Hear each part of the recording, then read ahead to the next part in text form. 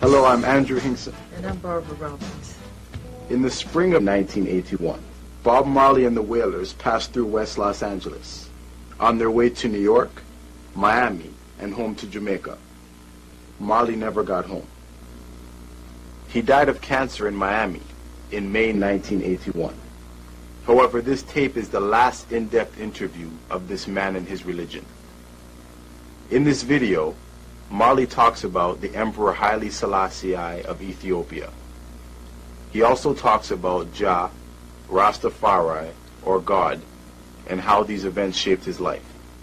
The source of Rastafarianism lies in a specific geographical area, the Nile Valley, a huge region that includes Egypt in the north and Ethiopia in the south. The philosophy of Rastafarianism is gathered from the soul of this part of Africa. For example, it acknowledges Ra, revered by the Egyptians as the god of the sun. Most of the world only became aware of Rastafarianism through the emergence of Bob Marley and the Wailers to international superstar status. Bob Marley was born February 6, 1945. In St. Ann's Bay, Jamaica. Bob Marley began singing in informal sessions at Joe Higgs' yard on Trenchtown's 3rd Street in 1960.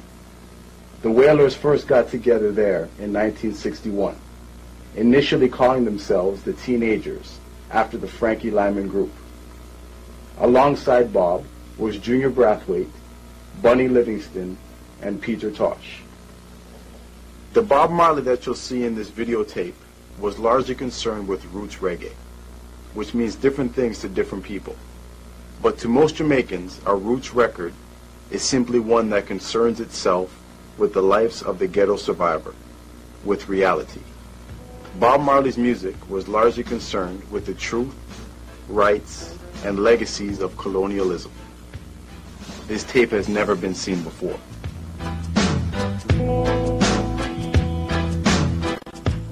Back in the early 50s and early 60s, you were playing a different type of music, where Low Anthony and Imperial's Impressions, you were into that kind of suits and contour and everything. What were the major influences that sort of pulled you from that to the present spiritual and political state that you're in now? What are the major influences that sort of pulled you out of that into the present state you're in now? Our roots go Rastafari, you know, because when you check that road and thing, was just searching, you know what I mean? Come and start search and we find His Majesty. We deal with it like how we deal with it, yeah. Okay, what's reggae and what is the woman's position in the Rastafarian movement? I mean, does she have input? Woman is our mother. You know, we all come from mothers, you know. The woman, I mean, you know. You understand that? Yeah, but I was thinking about more in terms of... What Judy there? Yo, this is Judy, they call Judy for me to make she explain this part, yeah, the woman part. Okay, but until she comes, how about... I understand what you said, but... I mean, you know, where that question come from, I don't understand where the question come from. Sister Judy.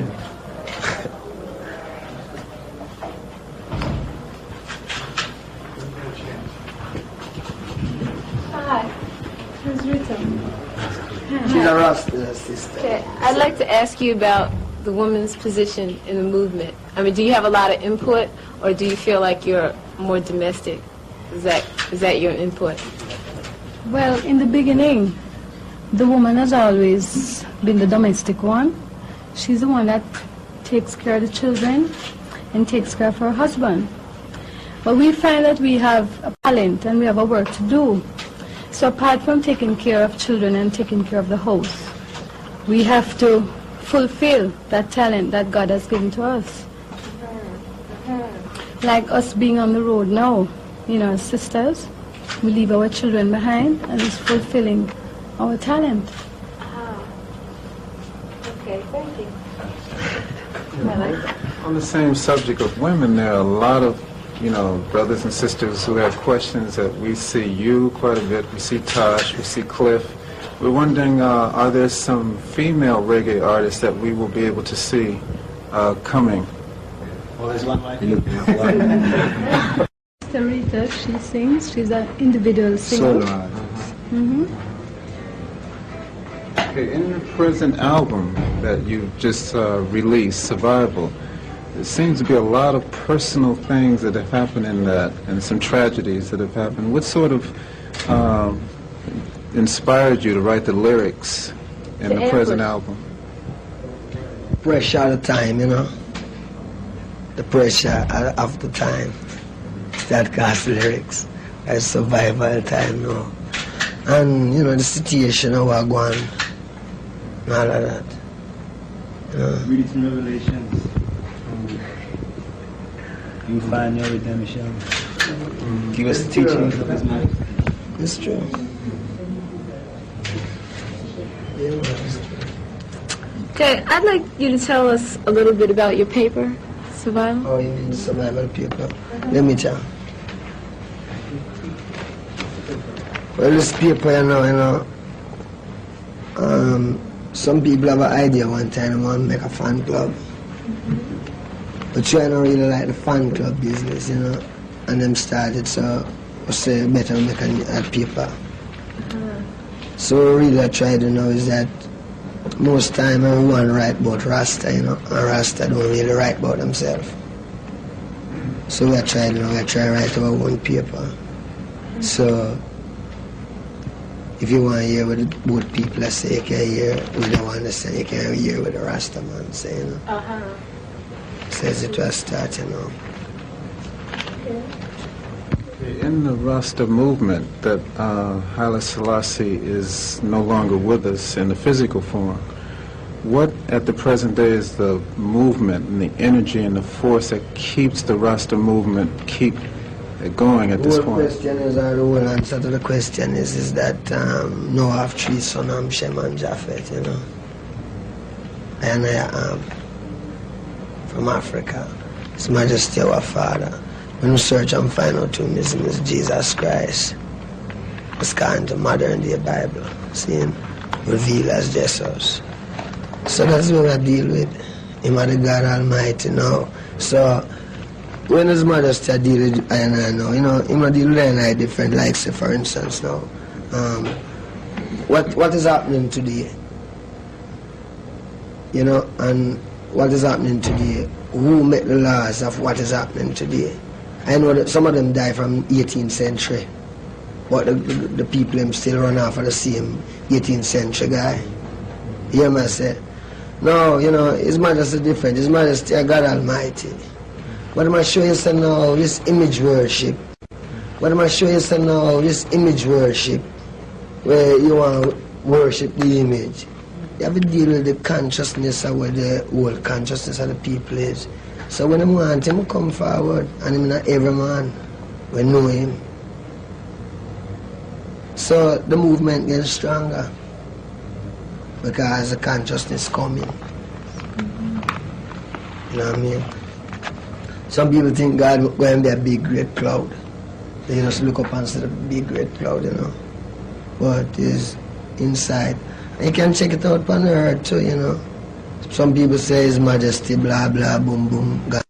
You can check it out on the earth too, you know. Some people say His Majesty, blah, blah, boom, boom, gone.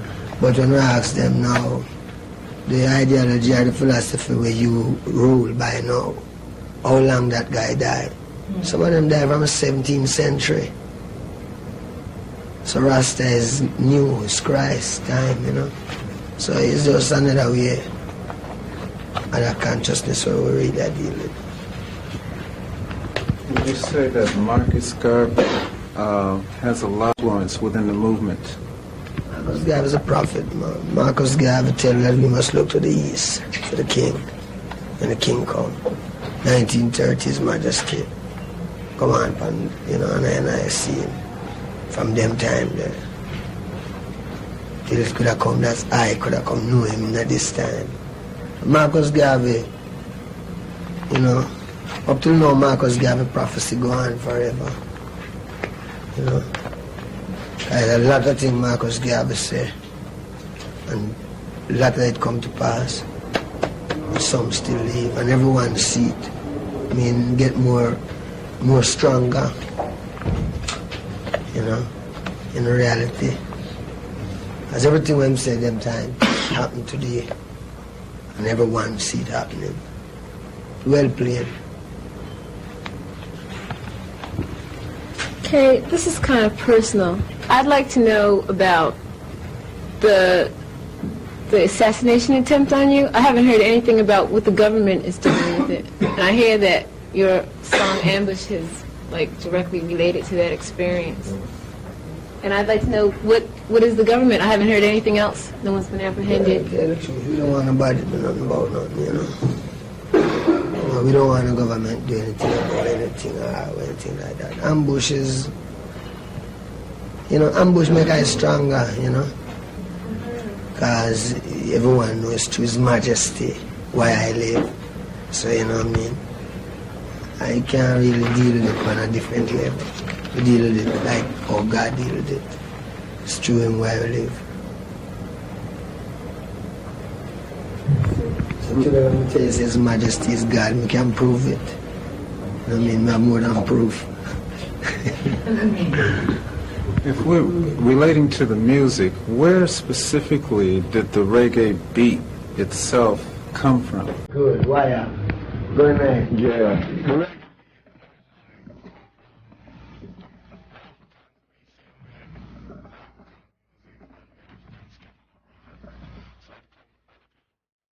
Against just playing music for just gaiety or for just merriness and just, you know, without no consciousness. You know, without no consciousness. Come up as a consciousness. It close, when you say reggae, it's like you say Rasta. So it's the music, liberate your mind. And it's on the music right now what actually I speak directly to the people instead of carrying them around in fantasy or showing them something else, you know. Fantasy is the thing right now, you know. The more you can go into fantasy, the bigger you'll be in the fantasy world. But Rasta music deal with ground nation, reality, the things that you must confront. So it's just, that's what it's like. I've heard reggae music described by an African artist as African rhythms with Jamaican feeling. Does that seem to... Yeah, that's almost like what I just said. Okay, about music. I was in Ghana this summer and everyone loves the Wailers. They just love them. But it's really hard to get music, your albums there, because it's so expensive. And I was talking to Neville earlier, and he's telling me that you're establishing a base in West Africa. Are you touring there also? Yeah, I try. I don't really do it yet, but, you know, I try to do it. Okay. We really be looking forward to it. When you're composing your songs, where do your greatest revelations and stimulations come from? Do you know, a lot of people might say, do you get it riding on the bus? Do you get it when you're late at night? Or when you have herb and you're feeling good? I mean, revelations come wide through God. How do they come to you? They just come here.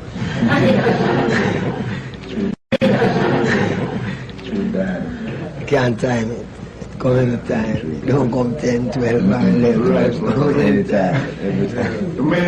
Many ideas come to you while you're out there, you know, but it seems that through the inspiration of His Majesty, Him really wants certain message at the time to go to the people, so Him kind of inspire and to bring out the right message. So we have to give thanks for that. Because if you listen to Survivor right now, I feel it's very relevant, you know, to the time. And that's what we have to try and keep doing, you know. Because it's easy to go in the studio and just make up, you know, something to sell, you know.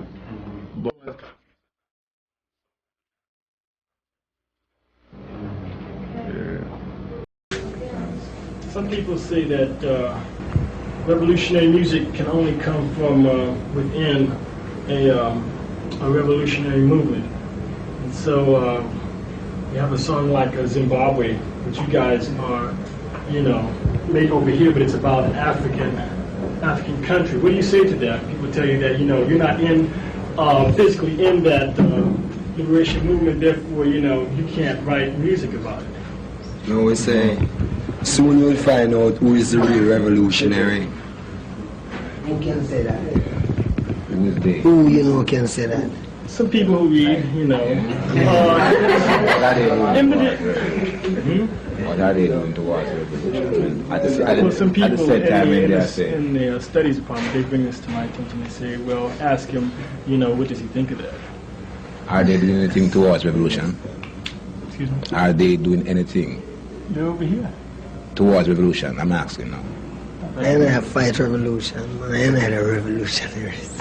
We don't even have to tell people that. We don't want to tell no one that. You know what I mean? So we talk about African struggle. You see, Jamaica, how Jamaica and how black people reach Jamaica. They know how the history of that. The history is through slavery. So when you're in Jamaica and you talk about Africa, when you're in Jamaica, when you're in the West and you speak of Africa, like maybe even 7 years ago, it was terrible. And you know that? You could even talk to one black man about Africa and tell him not deal with Africa. Yeah. They not fight for Africa, man. His Majesty, if it wasn't for Haile Selassie, there wouldn't be no Africa. True. It would have been Europe. I'm not changing name so much, you wouldn't have no Ethiopia. See? So not talk about revolution, man. And I want to tell you, if the revolution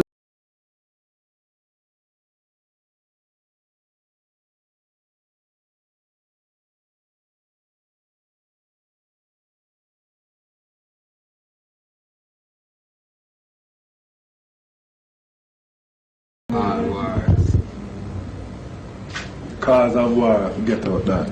The root of the problem. That's what that. If you study the lyrics to the song War, you see what His Majesty had to say about it. And if you can base your life on that philosophy, then you become a Rasta. Base your life on that philosophy, then you become a Rasta. It can help you. Go ahead. I feel you become a Rasta automatically when you discover yourself, when you find what you're living for and what man's purpose is on this earth, and start living in that direction, then you become a Rasta. Today and in the past, the media has always presented leaders to us and have told us, this is our leader. Do you see any blacks in the world today who you could truly say are real leaders for black people? The leader has come already, man. And the leader won't be a man in a sense like a man who come and say he's a leader. Truth, Haile Selassie is a leader. You want the iron to know, to develop yourself towards that direction. The guy is a leader already. You want a more leader. See, it's a government, it's a government, it's not really a little argument. The history of Ethiopia. You know it from the beginning. It says this is the whole thing there. So it's that have to happen. We have to keep it. So what His Majesty say, that's what we have to agree with. Because any man come with any leadership business, he must have, I think, him opposition. So we are dealing with the truth, through roots, through revelation, or reveal the truth. So you don't have no leader. And you just deal with the truth. Right now, you have people who make moves, yes, get things together. Because Joshua Nkrumah is putting up a heavy fight right now. He's one of the only people right now who putting up a fight. Joshua Nkrumah, like in England right now. Yeah, because that's one of the main problems in life, Destiny. South Africa, Rhodesia, Zimbabwe, anywhere around there. as soon as that is straightened up and everyone knows where that is, then we know we're moving somewhere. But until that is come and go, talk and talk, nothing really happen. You know, no leader can do anything. You know what I mean? Because that's really a stumbling block right now.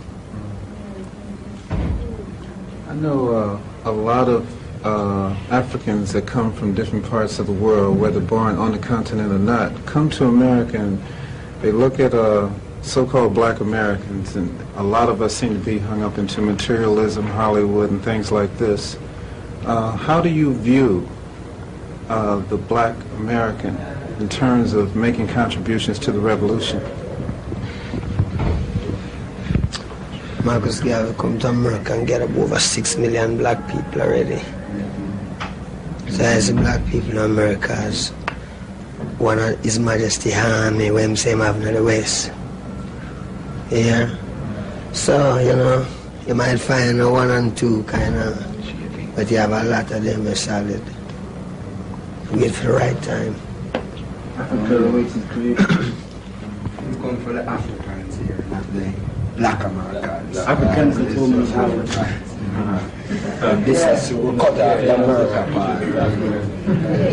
So this would be primarily a Pan-Africanist view, that we are all Africans. Yes. Yeah, but at the same time, you can't tell some, as far as I see it, at the same time, you cannot tell some black people who call themselves, like I said, black Americans that, you know, because they're here working for their money and their big house and their car and their insurance and their death benefit. I'm telling you, I'm going to live here and be fat and work and retire and die. And have cancer. You know, so you cannot even deal with them people then. If you deal with the Africans, you know, a leopard cannot change his spot, now they just eat up on the skin.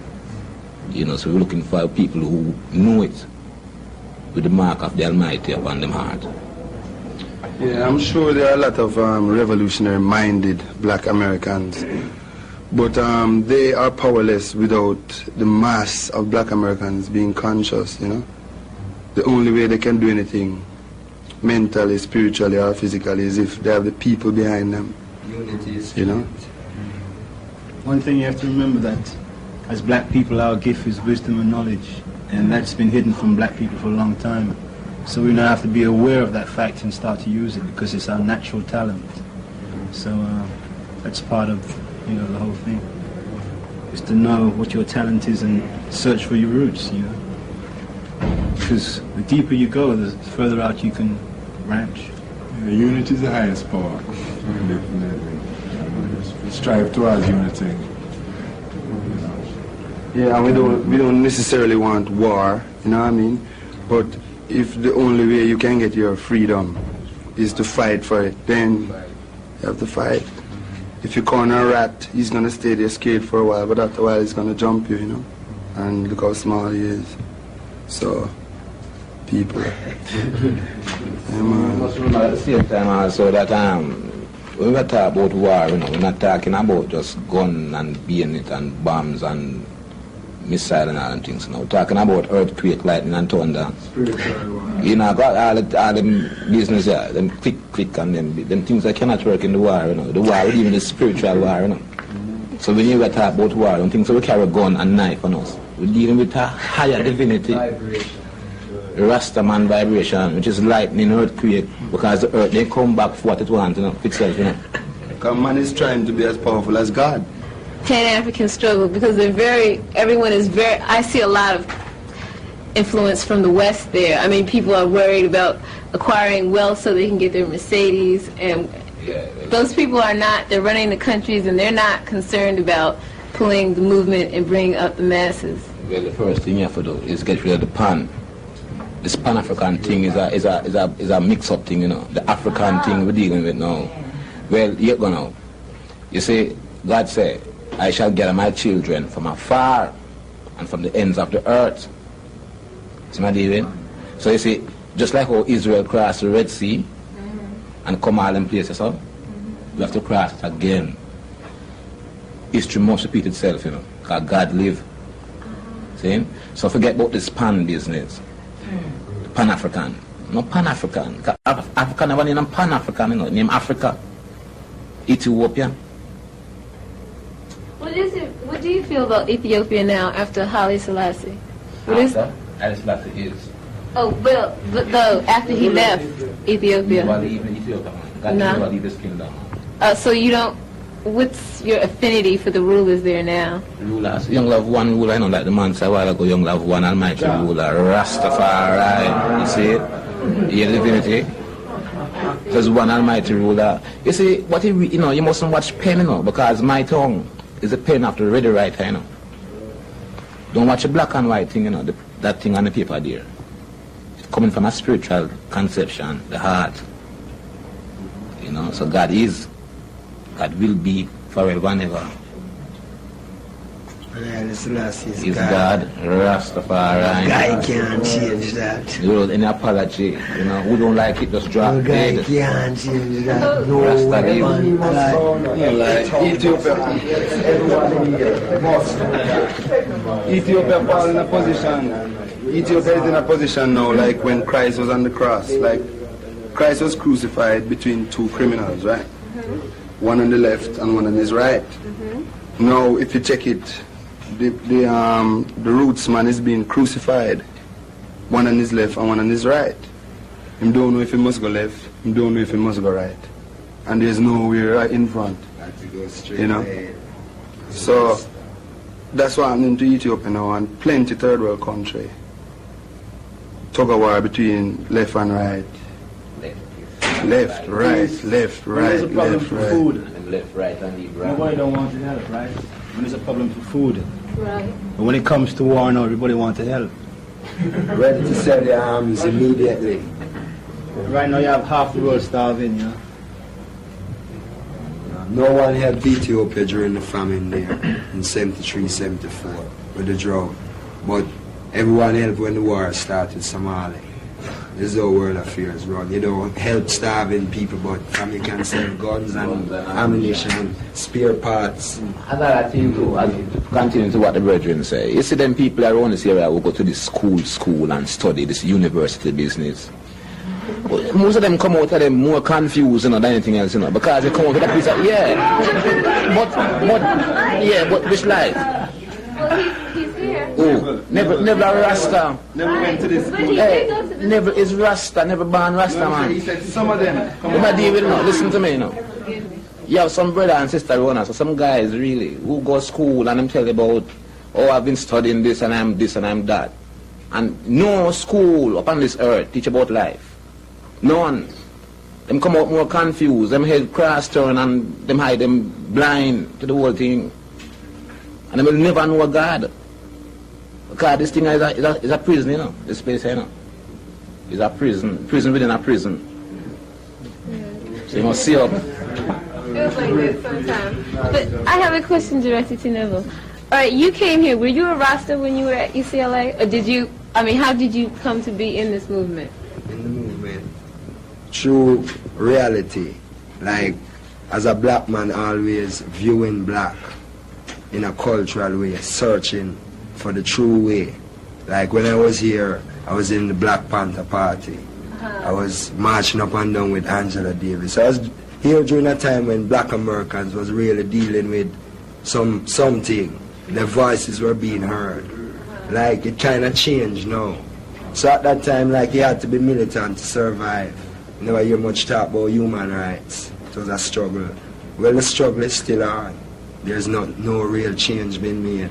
So coming here, right, I find Rasta fully when I really leave here and return home. After checking out Babylon and really seeing what the university and the world have to offer. When I return home and I come here and check, well then, God is the best answer than materialism, so I choose God's way. But it's an inbound concept. Rasta, you find Rasta through searching for the truth. One truth. And it's just one truth you can find. That answer your question. Last time I was able to talk to you was about 2-3 years ago, and we were talking about record companies, and you were saying, I'm playing the music, but these white guys seem to be getting all the money. Has there been any moves in terms of blacks controlling the reggae industry? Whatever else, you know, if there's any move you see any blacks making in a record company out here. We are playing at the BMA convention in Philadelphia, and we saw progress for black music because black people were able to come together from all parts of the world and exchange ideas and talk about how we can, unify even stronger. So there is improvement. At the concerts, the audiences have changed. We have more blacks coming to our concerts now, which is what we would like to see. And although we're not into a color thing, we're into, a oneness. We still have to develop our own people. And the BMA thing proved that there is some progress being made. What direction do you see black music going in the next 2, 3, 5 years? Well, if disco dies,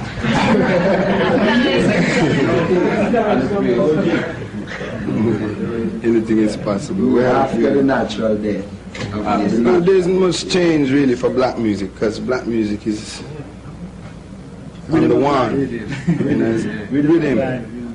Can't change the tempo. The only thing that might change is the arrangements, but the tempo will still be the same.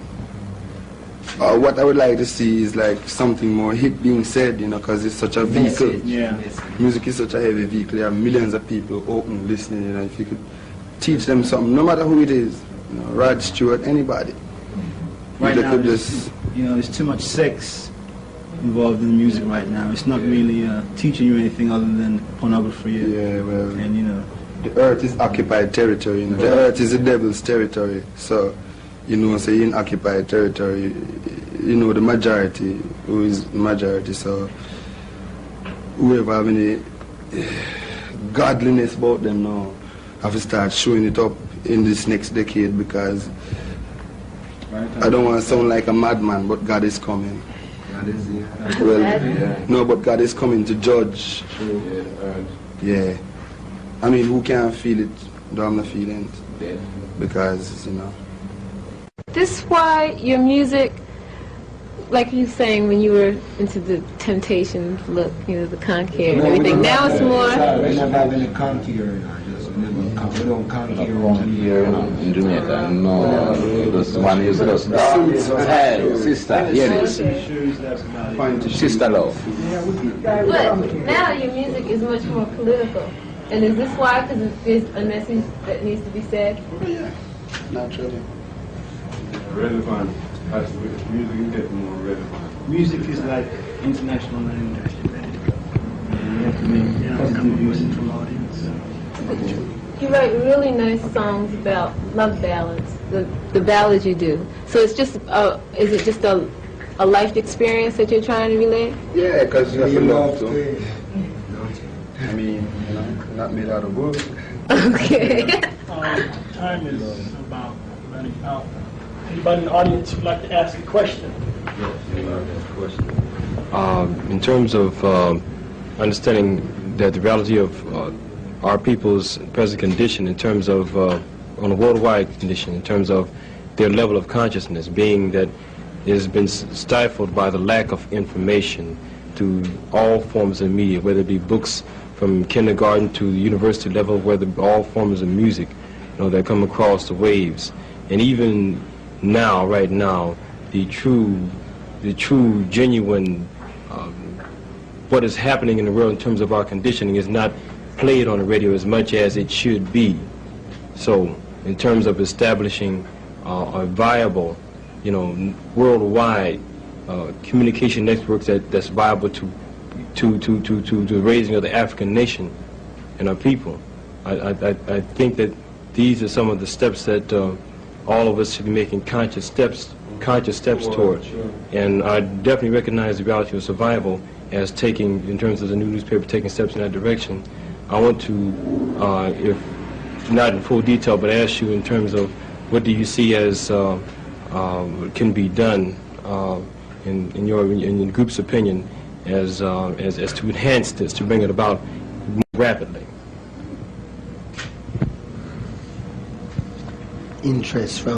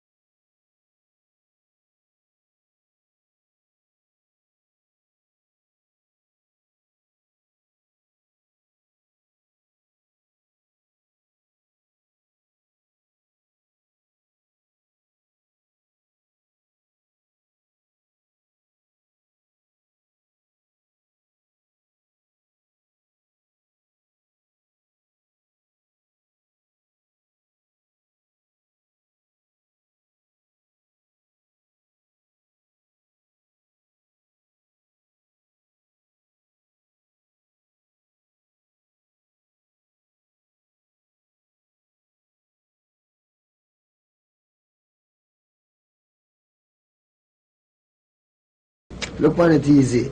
His Majesty now, if America did help Ethiopia, His Majesty would have to be a capitalist. If Russia did help Ethiopia, His Majesty would have to be a communist. Yeah. So, he want to be himself. So them claim them overthrow him. Well, them no overthrow him. For I and I ourselves, and we not change. You can't change them. I think there's some, you know. How do you feel to have a child born into this world and the first thing you have to teach them, well, if you want to survive, you have to be subject to this guy or you have to be subject to that guy, you know? It's not inspiring, you know? You have to change all of that. Yes. Yes. Give thanks. Thank you, wailers.